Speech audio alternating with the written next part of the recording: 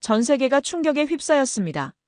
러우 전쟁에 파병된 북한 청년들이 드론의 속수무책으로 사살되는 영상이 유출되었기 때문입니다. 죽음이 눈앞에 다가온 줄도 모르는 실전 경험이 전무한 젊은 군인들이 총알바지가 되고 있는 처참한 광경입니다. 파병된 군인들 나이는 고작 19세에서 24세. 부모가 없거나 농민 계급의 자녀들만 차출되어 북한의 민낯이 고스란히 까발려졌습니다. 북한 체제는 반드시 무너져야 한다. 동료들의 비참한 죽음 앞에 절망한 군인이 지뢰밭을 뚫고 탈북을 감행한 방법은 국정원도 경악하게 만들었습니다. 비무장지대를 건너는 데 걸린 시간은 단 3시간, 그는 어떻게 지뢰와 총알을 피할 수 있었을까요? 감동 스튜디오에서만 들을 수 있는 목숨을 건 북한군의 초고속 탈북 이야기, 지금 시작합니다. 이야기 시작하기 전에 구독과 좋아요 버튼 꼭 눌러주시면 영상 제작에 아주 큰 힘이 됩니다. 지금 어디에서 이 영상 시청하고 계신지 아래 댓글에 나눠주세요. 제 이름은 류성우입니다. 강원도 철원에서 농민 계급 집안에 태어났어요. 북한에서 농민으로 산다는 건 평생 흙만 파다 죽는다는 뜻이었습니다. 부모님처럼 말이에요. 아버지는 등이 새우처럼 굽었고 어머니는 손가락 마디마디가 굵어져서 바늘도 제대로 잡지 못했어요. 40대인데 60대처럼 보였습니다. 저는 그런 삶이 싫었어요. 농민 계급에서 벗어날 방법을 찾고 있었죠. 그런데 북한에서 계급 상승의 기회는 극히 제한적이었습니다. 군에 입대해서 장교가 되는 것. 이것만이 흑투성이 운명에서 벗어날 수 있는 유일한 통로처럼 보였어요. 결국 17살 되자마자 입대를 했습니다. 다른 애들처럼 끌려가는 게 아니라 자원해서 갔어요. 세상 물정 모르는 동네 사람들은 성우가 장교되면 우리 마을에도 간부가 나오겠네 하며 부러워했죠. 부모님은 기대가 더 컸어요. 아들이 장교만 되면 가문이 달라질 거라고 믿었거든요. 저 역시 대대로 이어진 가난의 고리를 끊어낼 수 있다는 생각에 어깨가 으쓱했습니다. 군복을 받던 날을 잊을 수 없어요. 새 군복 냄새를 맡으며 가슴이 뛰었습니다. 이제부터는 농민 성호가 아니라 인민군 성호다. 그렇게 생각했어요. 장교만 되면 간부 아파트에 살고 특별 배급도 받고 결혼도 좋은 집안과 할 수 있을 거라고 꿈꿨습니다. 그런데 입대 첫날 제 꿈은 산산조각 났습니다. 제 손에 쥐어진 건 총이 아니었어요. 차가운 곡괭이와 무거운 삽이었습니다. 영웅이 될 거라는 환상이 한순간에 무너지고 머리가 하얘졌어요. 매일 새벽 6시에 일어나 간부들 집을 지었어요. 벽돌을 나르고 지붕을 올리고 화장실을 팠습니다. 한겨울 영하 20도에도 맨손으로 시멘트를 반죽했어요. 손이 얼어서 감각이 없었지만 멈출 수 없었습니다. 그들의 개인 농장에서 농사도 지었죠. 옥수수를 심고 감자를 캐고 추수까지 다 했어요. 추수할 때는 하루 종일 허리를 굽혀가며 일했습니다. 더 역겨운 건 따로 있었습니다. 부대 창고에서 쌀과 기름을 빼돌려 간부 집에 갖다 바치라는 거였어요. 병사들은 옥수수죽으로 연명하는데 안 그래도 부족한 물자를 개인 용도로 빼돌리라는 거였죠. 이게 군인인가? 밤마다 자문했어요. 군복을 입었지만 실제로는 간부들의 개인 노예였습니다. 17살에 품었던 야심은 매일 조금씩 짓밟혔어요. 그래도 저는 포기하지 않았습니다. 다른 병사들보다 2배는 열심히 했어요. 손톱 밑에 흙이 박히고 온몸이 근육통으로 쑤셔도 계속했어요. 왜냐고요? 간부들이 달콤한 말로 깨웠거든요. 성우야, 지금처럼만 하면 장교 추천해줄 수 있을 것 같다. 조금만 더 해봐라. 이 말에 얼마나 가슴이 뛰었는지 몰라요. 드디어 농민 계급에서 벗어날 기회가 온 거라고 생각했거든요. 다른 병사들이 10을 하면 저는 20을 했습니다. 간부들 눈에 띄려고 더욱 열심히 했어요. 1년이 지났어요. 2년이 지났습니다. 3년째에도 진급 소식은 없었죠. 4년째 되던 해봄, 드디어 진급 명단이 발표됐어요. 이번에도 제 이름은 없었습니다. 명단에는 중앙당 간부 자제들만 있었어요. 저보다 늦게 들어와 일도 제대로 안 하던 애들이 먼저 장교 계급장을 달았습니다. 그때 알게 됐어요. 승진 시기마다 공공연하게 내려오는 지시가 있다는 걸 말이죠. 농촌 계급 자녀들은 간부 선발에서 제외하라. 이 한 줄이 제 청춘과 희망을 무참히 짓밟았습니다. 군관학교 진입 자체가 원천 차단되어 있었던 거예요. 그때의 배신감을 어떻게 표현해야 할까요? 7년간 흘린 피와 땀이 모두 헛된 짓이었다는 걸 깨달았을 때의 그 절망감 말이에요. 달콤한 약속은 곧 잔인한 배신으로 바뀌었고 승진의 길이 애초부터 막혀 있음을 뒤늦게 깨달았어요. 부모님이 농민 계급 출신이라 선택권조차 없었던 겁니다. 저는 점점 분노로 가득 차갔어요. 출신 성분으로 희망의 싹을 잘라버리는 이게 나라냐 생각이 머릿속을 지배했습니다. 체제의 불공평함은 진급 문제에서 끝나지 않았습니다. 저는 7년 복무하는 동안 집에 다녀온 게 손에 꼽힙니다. 사실 휴가라는 개념 자체가 없었죠. 그나마도 하루 종일 걸어가서 몇 밤 자고 다시 걸어 돌아와야 했죠. 그런데 중앙당 간부 자제들은 달랐어요. 검은색 승용차가 군부대 안까지 들어와 데려갔습니다. 한두 달씩 휴가를 다녀와 간부들에게 술과 고기 몇 점만 건네면 다음 휴가증이 나왔어요. 저는 동상에 걸린 발로 보초를 서는데 같은 나이 간부 자제는 평양에서 여유롭게 휴가를 보내고 있었습니다. 같은 군인이지만 우리는 개돼지, 그들은 귀공자였습니다. 5년째 되던 해 운전병으로 발령받았습니다. 북한 전역을 돌아다니며 더 참혹한 민낯을 마주했습니다. 제 고향 철원이 제일 못 사는 곳이라 믿었는데 그보다 더 비참한 삶이 존재했어요. 북한의 선전 내용과 너무 다른 극심한 빈부격차를 몸소 체험했습니다. 평양 고위간부 집에 갔을 때 자녀들은 외제 피아노를 치고 있었습니다. 수천만 원짜리 바이올린 연주를 뽐내며 호화로운 생활을 하고 있었어요. 냉장고는 늘 고기로 가득했고 겨울에도 집안이 따뜻했습니다. 그런데 불과 몇 뒤 떨어진 산골 마을에 물자를 배달하러 갔을 때 경악했어요. 나무 판자로 대충 지은 집에서 가족들이 빗물을 받아 마시고 있었습니다. 겨울인데도 난방은커녕 비바람을 온전히 피하지 못한 채 온 가족이 한 이불 속에서 떨고 있었어요. 원시 시대와 다름없는 자급자족 생활을 하고 있었습니다. 나무 판자 지붕이 썩어 내려앉아도 수리하지 못했어요. 왜냐고요? 국가 허락 없이는 나무를 베지도 땔감으로 쓰지도 못했거든요. 때마다 베는 장작은 전부 당국에 바치는 용도로만 쓰였습니다. 저는 그 참상을 두 눈으로 확인하며 깨달았어요. 군인도 주민도 모두 체제의 개돼지일 뿐이었습니다. 제 가슴에는 참담함이 깊이 스며들었어요. 7년 동안의 지속된 노동 착취, 출신 성분에 따른 불평등, 아무리 열심히 해도 정해져 있는 미래, 충성을 바친 조국의 진짜 모습을 보게 됐을 때의 배신감은 말로 표현할 수 없어요. 17살 소년으로 품었던 순수한 꿈은 산산조각이 났습니다. 그런데 정말 기가 막힌 일이 터졌습니다. 7년 복무를 마치고 전역을 몇 달 앞둔 어느 날 초소 근무를 서고 있었어요. 새벽 6시쯤이었을 거예요. 바람이 차갑게 불어오는데 뭔가 하얀 종이가 날아왔습니다. 남쪽에서 날아온 삐라였어요. 전단지 말이죠. 사실 저는 최전선 마을에서 자라 유치원 때부터 삐라를 봤었거든요. 그때는 그냥 종이 조각일 뿐이었어요. 아무 생각 없이 찢어서 버렸죠. 선생님들이 남조선 괴뢰들의 거짓 선전이라고 가르쳤으니까요.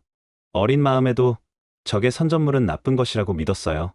그런데 이번엔 완전히 달랐습니다.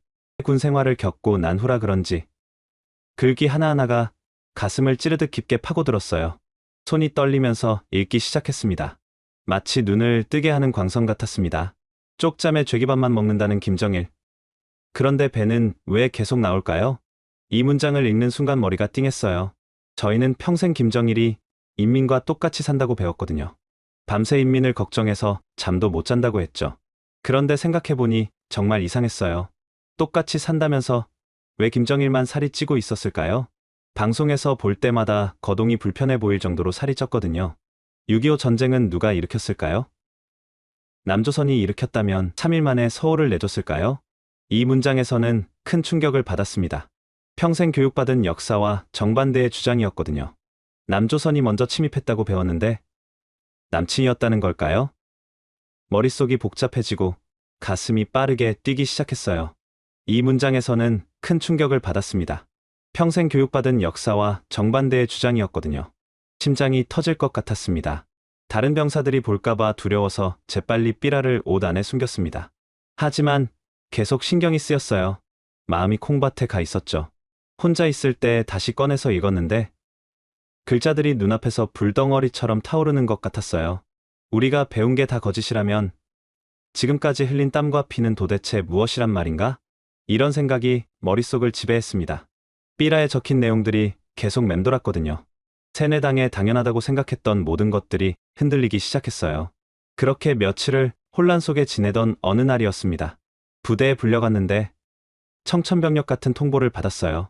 7년 복무를 채우고 전역을 코앞에 두고 있는데 갑자기 제 인생 따위는 휴지 조각만도 못하다는 듯 기가 막힌 명령이 떨어진 거예요. 간부가 차갑게 말했습니다. 운전병이 더 필요하다. 3년 더 복무해야 한다.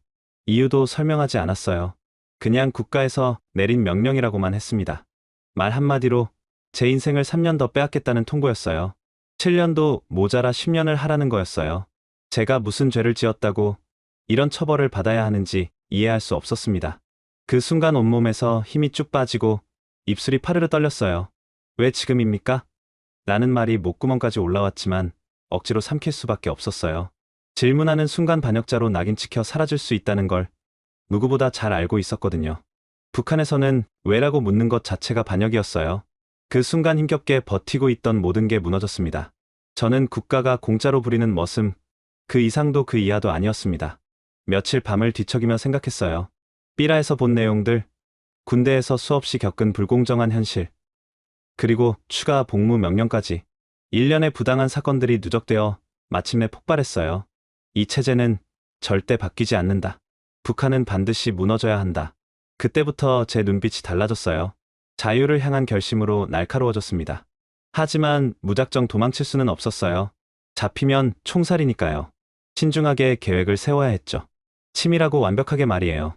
실패하면 죽음뿐이었거든요. 처음에는 이런 생각이었어요. 잠시 남한으로 내려가서 조력자와 방법을 찾은 뒤 다시 돌아오자. 그래야 북한을 무너뜨릴 기회를 만들 수 있다. 완전한 탈북이 아니라 일시적인 탈북을 계획한 거예요. 북한을 바꾸기 위해서는 외부의 힘이 필요하다고 생각했거든요.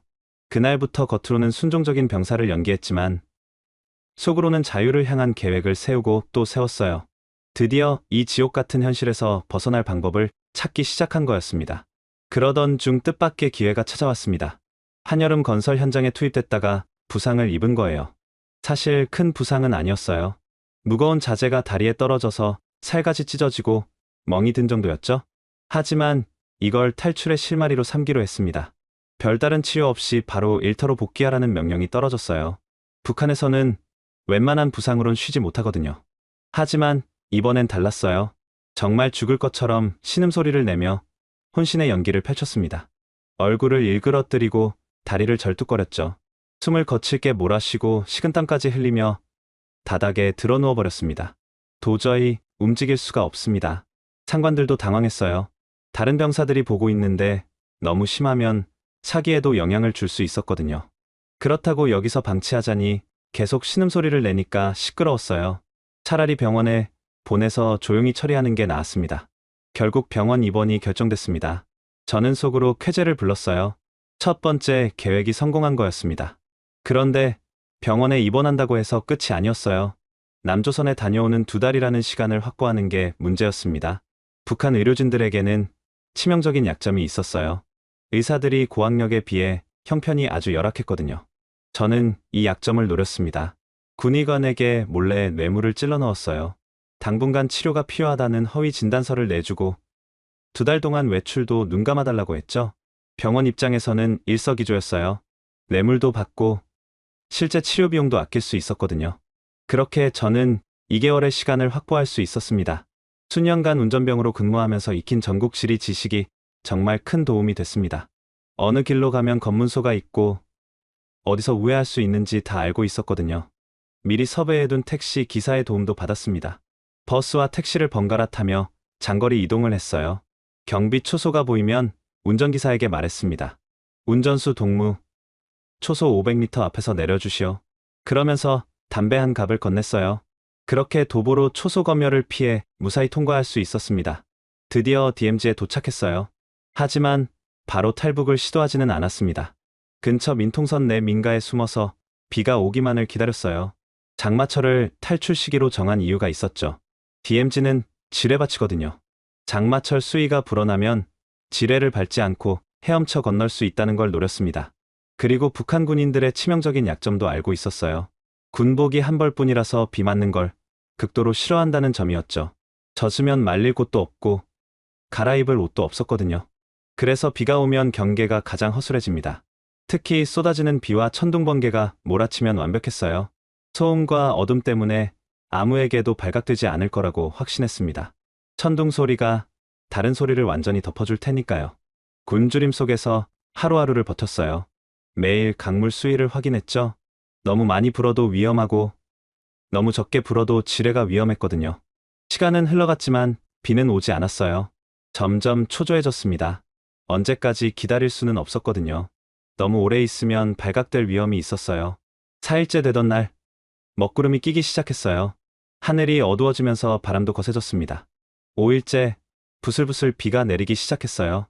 하지만 아직 부족했습니다. 이 정도로는 강물이 충분히 불지 않았거든요. 더 기다려야 했어요. 6일째 되는 날 오후, 드디어 제대로 된 비가 내리기 시작했습니다. 처음에는 조금씩이었는데 점점 거세졌어요. 저녁이 되자 장대비가 쏟아졌습니다. 천둥이 귀를 찢을 듯 울렸고 번개가 칠 때마다 하늘이 번쩍번쩍거렸어요. 지금이다. 더 이상 미룰 수 없었어요. 지금 아니면 기회가 없을 것 같았거든요. 온몸이 떨렸지만 결심을 굳혔습니다. 드디어 목숨을 건 탈출을 감행하기로 결심했습니다. 빗줄기가 대지를 쓸어내리고 천둥이 하늘을 가르는 그 순간, 저는 자유를 향해 첫걸음을 내딛었어요. DMZ 강줄기를 향해 걸음을 재촉했습니다. 온몸이 비에 젖어 걸음이 힘들었지만 멈출 수 없었죠. 자유를 향한 마지막 기회였거든요. 그런데 예상보다 거세게 쏟아지는 장대비와 칠흑 같은 어둠 속에서 완전히 방향을 잃고 말았습니다. 앞이 전혀 보이지 않았어요. 발밑은 완전히 진흙탕이었습니다. 한 발 내디딜 때마다 발목까지 푹 빠져들어 뽑아내기 힘들었어요.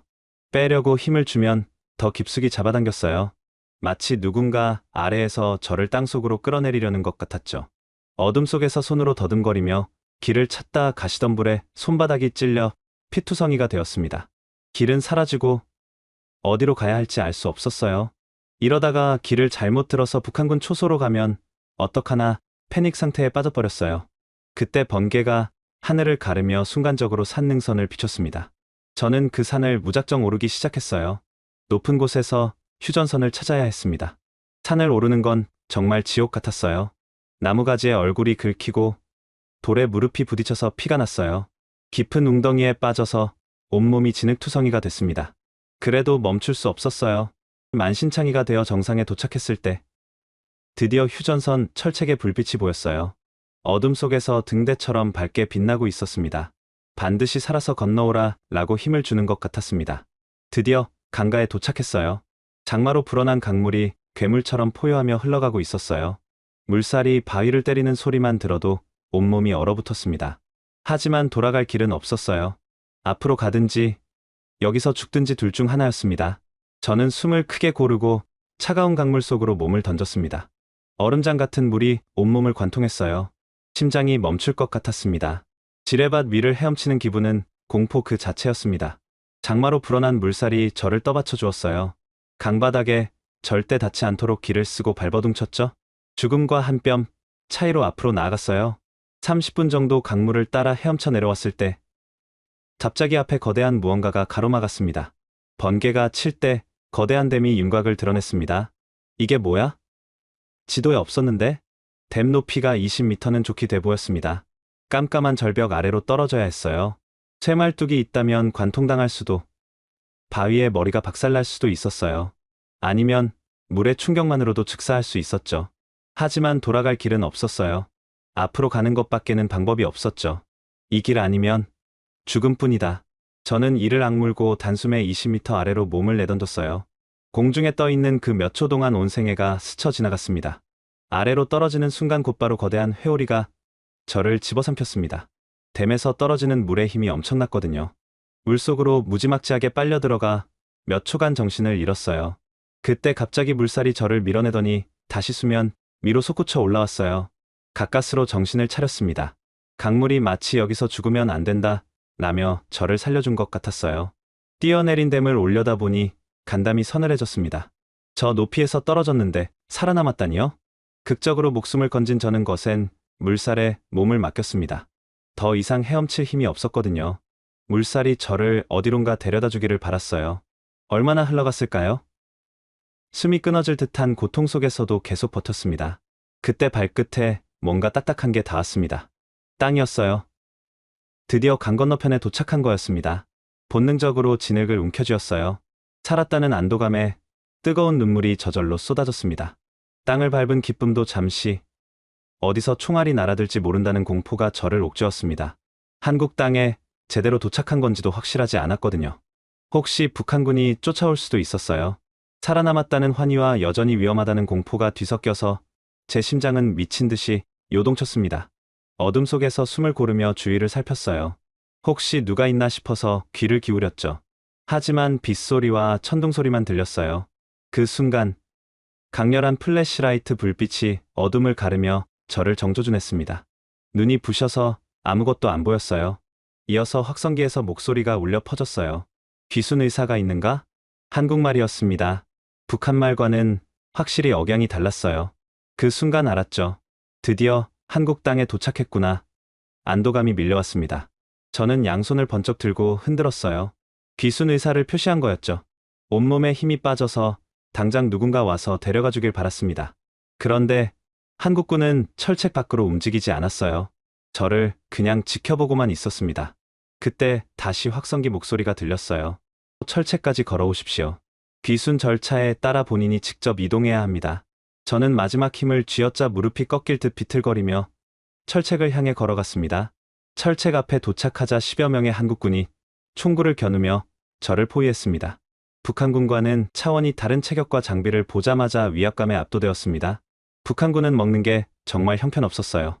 남한 애완동물 사료보다도 부실했습니다. 옥수수죽으로 연명하다 보니 영양실조에 시달렸거든요. 입대 후 오히려 더 왜소해졌어요.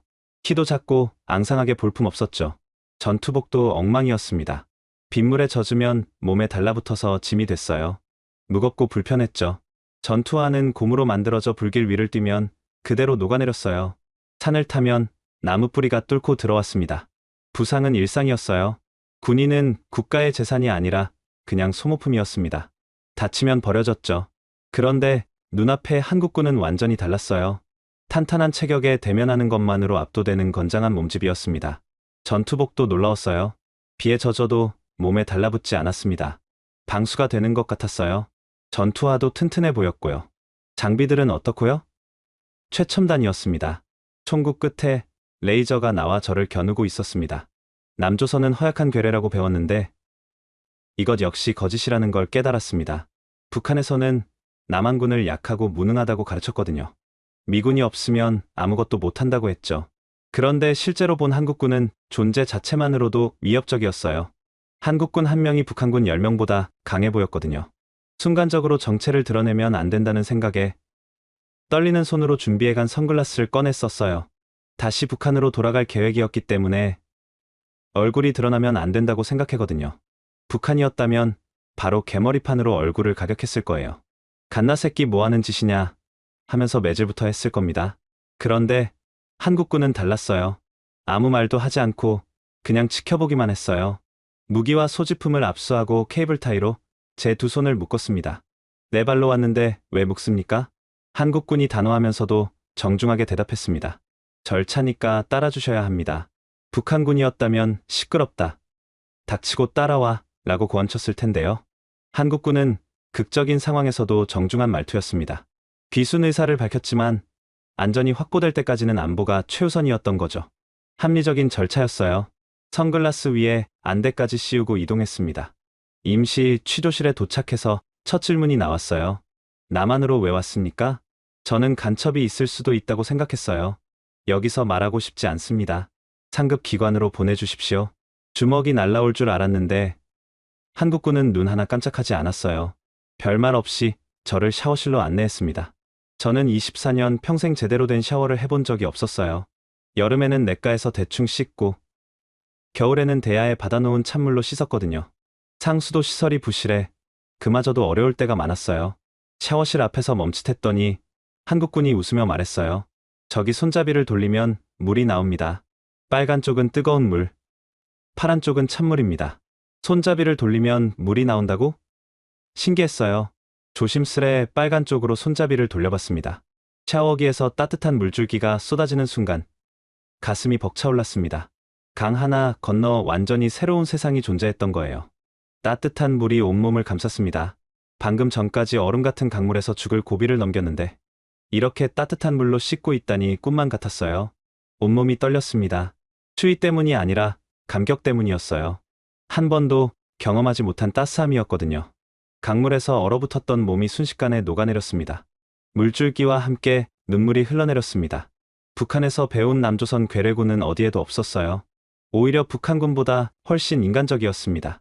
샤워를 마치고 나오니 깨끗한 옷도 준비되어 있었어요. 북한에서는 군복 한 벌로 몇 년을 버텨야 했는데 말이에요. 적국의 군인에게 이런 대접을 해주다니. 모든 것이 비현실적이었습니다. 다음 날, 저는 서울로 이동하는 군 차량에 올랐습니다. 그런데 차에 오르자마자 또 충격을 받았어요. 낡은 군 트럭만 타던 저에게 이 차량은 완전히 신세계였습니다. 북한 트럭은 철판이 얇아서 조금만 부딪혀도 찌그러졌는데 훨씬 두껍고 견고했습니다. 바퀴도 북한 트럭 바퀴의 2배는 되어 보였습니다. 마치 거대한 맹수의 발톱 같았어요. 북한 최고 간부가 타는 차보다 더 좋았습니다. 무엇보다 놀라운 건 도로였어요. 매끈하게 포장되어서 부드럽게 달렸습니다. 마치 물 위를 미끄러지는 것 같았어요. 가장 신기한 건 운전병이 작은 화면에 뭔가를 입력하자 어디선가 여자 목소리가 나오는 거였어요. 다음 갈림길에서 우회전입니다. 저는 주위를 두리번거렸어요. 여자가 어디 숨어 있나 싶어서요. 속으로 중얼거렸죠. 이 목소리는 대체 어디서 나오는 거지? 한참 뒤에 알았지만 내비게이션이라는 거였어요. 당시에는 정말 신기했습니다. 지도 없이 기계가 모든 길을 알려준다니요. 또 다른 놀라운 점은 과속방지턱과 과속 카메라가 곳곳에 설치되어 있다는 거였어요. 친절한 여성 목소리는 그것도 빠짐없이 미리 알려줬어요. 앞쪽에 과속 카메라가 있습니다. 속도를 줄여주세요.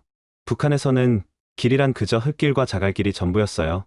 속도를 낮추거나 안전을 지켜주는 장치는 단 한 번도 본 적이 없었습니다. 차가 빨리 가면 빨리 가는 대로, 느리면 느린 대로였죠. 남조선은 길조차도 사람을 지켜주는구나. 이 나라는 사람의 안전을 진심으로 생각하고 있었어요. 국정원에 도착하자 조사관이 저를 앉히고 정중히 첫 질문을 던졌어요. 왜 왔습니까? 이제는 말해주시죠. 저는 잠시 침묵하다가 대답했습니다. 저는 한국에 살러 온 게 아닙니다. 제 말이 끝나기도 전에 조사관이 말을 끊었어요. 단호하게 말했습니다. 알겠습니다. 하지만 앞으로 그런 말은 하지 마십시오. 여기서 살든지 북한으로 돌아가든지 둘 중 하나를 선택해야 합니다. 저는 한국에 정착할 생각이 없었어요. 그래서 말했죠. 그럼 저를 중국으로 보내주십시오. 압록강 통해 조용히 다시 돌아가겠습니다. 하지만 조사관은 단호했어요. 이성호 씨는 정해진 절차를 통해 북한군으로 인계될 것입니다. 월북을 도와드릴 수 없습니다. 그리고 이런 말을 덧붙였어요. 북한의 변화도 중요하지만 대한민국의 평화가 더 중요합니다. 당신 때문에 그 평화가 깨질 순 없습니다. 이 말을 듣는 순간 정말 놀랐어요. 북한에서는 이런 얘기로 주입당했거든요. 남조선 괴뢰들은 틈만 나면 미제와 손잡고 우리 공화국을 무너뜨리려 한다. 당장 내일이라도 전쟁이 터질 수 있다. 이런 세뇌 교육을 수도 없이 받았어요. 그런데 지금 눈앞의 조사관은 전혀 다른 이야기를 하고 있었습니다. 전쟁이 아닌 평화를 말하고 있었어요. 저는 순간 절망감에 휩싸였습니다. 북한군에 인계된다면 기다리는 건 총살뿐이었거든요. 이를 악물고 결연히 말했습니다. 북한군으로 넘길 거라면 그냥 날 죽여서 넘기시오. 조사관은 아무 말도 하지 않았어요. 그냥 저를 지켜볼 뿐이었죠. 시간이 흘러도 결정을 내리지 못한 저는 매일 고문을 각오하며 잠들었습니다. 한국 국정원은 살살 굴려서 모든 정보를 빼낸 뒤 손톱 발톱 다 뽑아 고문을 한다고 배웠으니까요. 그리고 어느 날 저를 작은 방으로 데리고 갔어요. 큰 의자에 앉도록 하고 머리와 가슴에 전기선들을 꽂았습니다. 드디어 올 게 왔구나 싶어 이를 꽉 물고 단단히 준비했어요. 드디어 전기 고문이 시작되는구나. 그런데 들려온 말은 뜻밖이었습니다. 묻는 말에 아는 대로 답하시면 됩니다. 고문이 아니라 거짓말 탐지기였어요. 몇 가지 질문에 대답하니 테스트는 허무하게 끝났습니다. 전혀 아픈 게 없었어요. 긴장이 극에 달한 저는 참지 못하고 대들듯이 외쳤습니다. 고문할 거면 뜸 들이지 말고 어서 하시오. 그러자 조사관이 웃음을 터뜨렸어요. 우리는 그런 거 안 합니다. 말로 하면 되는데 못하러 고문을 합니까? 그 말이 제 머리를 망치로 강타했습니다. 북한은 자국민도 누명을 씌워 감옥에 끌고 갔거든요. 남녀노소 불문하고 끔찍한 고문을 자행했죠. 그런데 한국은 얼마 전까지 적국의 군인이었던 저조차 인권을 최우선으로 여기고 있었습니다. 폭력이 아닌 대화로 해결하려고 했어요. 조사관은 지속적으로 귀순하도록 설득했습니다. 북한으로 돌아가면 무엇을 할 수 있습니까? 또다시 착취당하며 살 건가요? 여기서는 자유롭게 살 수 있습니다. 당신의 기술은 한국에서 더 높게 평가받을 수 있어요. 운전병 경험이 있으니까 운전 관련 일을 할 수 있습니다. 매일 이런 말을 들었어요. 강요가 아니라 진심 어린 설득이었습니다. 몇 주간 이어진 조사와 설득 속에서 제 마음이 조금씩 누그러졌습니다. 정말 이곳에서 새로운 삶을 시작할 수 있을까? 자유롭게 살 수 있을까? 북한에서의 7년간을 떠올렸어요. 삽질과 착취의 나날들, 출신 성분 때문에 막힌 미래, 추가 복무 명령, 돌아간다고 해서 나아질 게 있을까요? 결국 저는 떨리는 손으로 서류를 들었습니다. 한국에서 살겠다는 서류였어요. 오랜 고집을 꺾고 진짜 자유를 선택하는 순간이었습니다. 펜을 잡는 손이 떨렸어요. 이 서명 하나가 제 인생을 완전히 바꿀 거라는 걸 알았거든요. 북한으로 돌아갈 수 없는 길이었죠. 끝나지 않는 지옥에서 드디어 벗어난 거였어요. 하나원 교육까지 마친 후 홀로 서기가 시작되었습니다. 얼마 안 돼서 건강검진을 받으러 병원에 갔습니다. 그런데 접수대에서부터 놀랐어요. 직원이 저를 보더니 환하게 웃으며 말했거든요. 성우님, 이쪽에 앉아서 기다리시면 됩니다. 성우님이라고 불러준 거예요. 북한에서는 장군님 외엔 누구에게도 님자를 붙이지 않았거든요. 농민이나 노동자는 그냥 동무였어요. 간부들도 동지라고 불렀죠. 그런데 여기서는 저를 님이라고 불렀습니다. 다정한 호칭과 목소리에 가슴이 뭉클했습니다. 며칠 후 검사 결과가 나왔어요. 위궤양이 발견됐습니다. 저도 몰랐던 병이었어요. 그동안 스트레스와 제대로 못 먹은 탓에 위가 상했던 거죠. 병원 동행해주었던 자원봉사자가 미소 지으며 말했어요. 성호 씨, 치료비는 너무 걱정 마세요. 국가에서 지원해줘서 얼마 안 나올 거예요. 그 한마디에 눈시울이 붉어졌습니다. 북한에서는 병든 몸은 버려질 뿐이었어요. 치료비가 없으면 그냥 죽으라는 식이었죠. 그런데 여기서는 달랐어요. 저를 어떻게든 보호해야 할 국민으로 여겼습니다. 착취만 당하고 보호받지 못했던 과거와 조건 없이 보호받는 현재가 대비되어 한참 동안 말을 잇지 못했어요. 병원을 나와 길거리만 봐도 놀라울 것 천지였습니다. 매끄럽게 포장된 도로 위로 수많은 차들이 질서 있게 다녔어요. 무엇보다 놀라운 건 젊은 여성부터 머리가 희끗한 할머니까지 운전대를 잡고 있다는 거였어요. 북한에서는 운전이 특수한 기술이었거든요. 차량 수리 기술까지 보유한 사람만 운전수가 될 수 있었어요. 게다가 여성은 운전은커녕 자전거조차 마음대로 타지 못했습니다. 여자가 차를 몰다니 성별, 나이에 관계없이 누구나 차를 몰 수 있는 세상에 산다는 것이 지적처럼 느껴졌어요. 정착 1년 후 운전병으로 쌓은 기술을 살려 자동차 정비소에 취직했습니다. 북한에서는 공짜로 부리는 도구처럼 부려먹었는데 여기서는 전문 기술자로 인정을 받은 거예요. 실력만 좋으면 제 출신 성분은 전혀 상관없었죠. 무엇보다 물자를 상급자에게 빼돌리던 것과 달리 노동의 대가를 정당하게 받을 수 있었어요. 은행에서 만든 통장에 월급이 들어온 것 보고 얼마나 감격했는지 모릅니다. 차곡차곡 쌓이는 돈을 보며 내일은 뭐 먹을지 고민하지 않아도 되는 삶이 감사했어요. 정비소에 찾아오는 손님들 대부분은 택시 기사와 배달 기사들이었습니다. 더운 여름날 땀에 젖은 기사분들에게 시원한 물 한 잔을 내밀며 웃었어요. 기사님, 수고 많으세요. 물 한 잔 드세요. 그러면 그분들이 고맙습니다 하고 미소 지었습니다. 서로 감시하고 충성심을 시험하던 북한에서는 상상도 못한 작은 배려와 교감이었어요.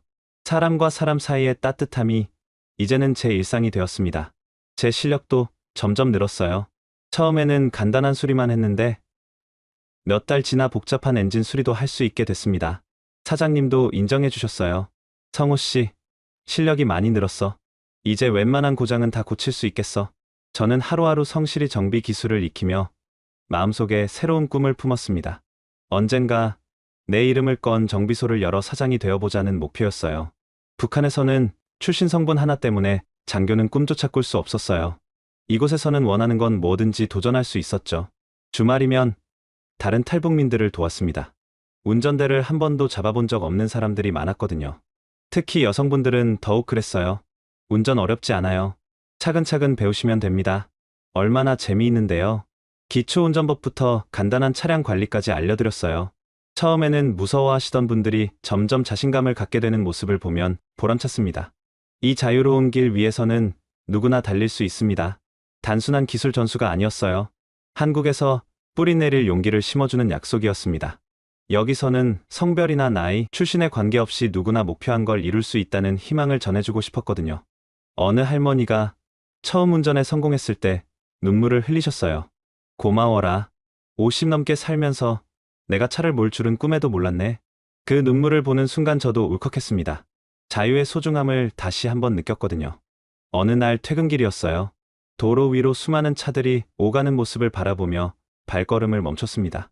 신호등이 바뀔 때마다 차들이 멈추고 출발하는 질서정연한 모습이 아름답게 보였어요. 이 모든 게 자유 위에 세워진 거라는 생각이 들었거든요. 저는 속으로 기도했습니다. 언젠가 고향처럼까지 이 자유의 길이 이어질 날이 오길. 전쟁이 아닌 평화로운 화합으로. 오늘 여러분께 들려드린 이 이야기가 감동을 드렸다면 좋겠습니다. 한국인으로서 자부심을 느끼실 수 있었다면 더욱 기쁘고요.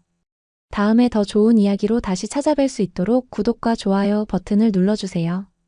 여러분의 관심과 사랑이 더 좋은 콘텐츠를 만드는 원동력이 됩니다. 감사합니다.